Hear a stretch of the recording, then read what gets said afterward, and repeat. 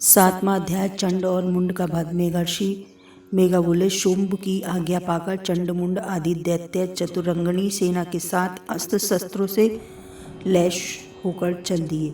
गिरिराज हिमाचल के सुवर्ण में ऊंचे शिखर पर पहुंचकर उन्होंने सिंह पर विराजमान देवी को देखा। वे मंद मंद मुस्कुरा रही थी।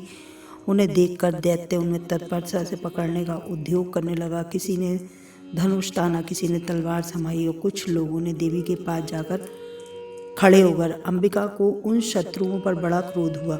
उस समय क्रोध के कारण उनका मुंह काला पड़ गया, ललाट में भौहें वक्र हो गईं तथा वहां तुरंत ही विकराल मुख वाली काली प्रकट हुई, जो तलवार और पाश लिए हुए थी।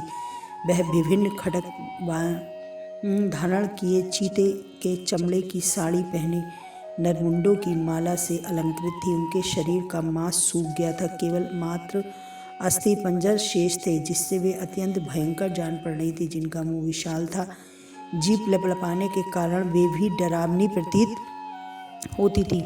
उनकी आंखें भीतर से धसी हुई और अंगारे के समान लाल थीं।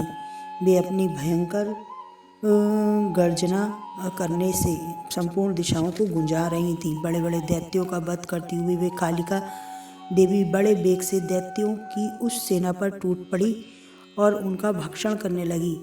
पार्श्व रक्षकों, अंकुशधारी महावतों और योद्धाओं तथा घंटा सहित कितने ही हाथियों को एक ही हाथ से पकड़कर अपने मुख का ग्रास बना डालती थी। किसी को बालों से पकड़ लेती, किसी को गला दबोच लेती, किसी को पैरों से कुचल डालती, किसी को छाती से धक्के मारकर गिरा देती। वे असुरों के फेंके हुए बड़े बड़े अस्त्र शस्त्र मुंह में पकड़ लेती और रोष में भरकर उनको दांतों से चकनाचूर कर डालती। काली ने बलवान एवं दुरात्मा दैत्यों की सारी सेना खत्म कर डाली, खा ली और कितनों को मार भगाया।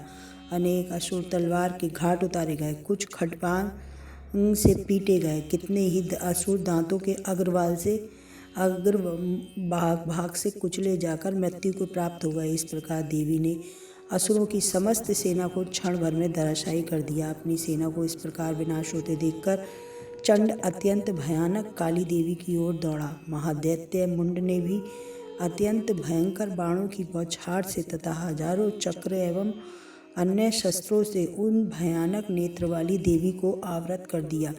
वे अनेक चक्र देवी के मुख में समाते हुए ऐसे जान पड़ रहे थे मानो सूर्य के बहुतेरे मंडल बादलों के उदर में प्रवेश कर रहे हों। तब भयंकर गर्जना करने वाली काली ने अत्यंत रोष में भरकर विकट आहास किया।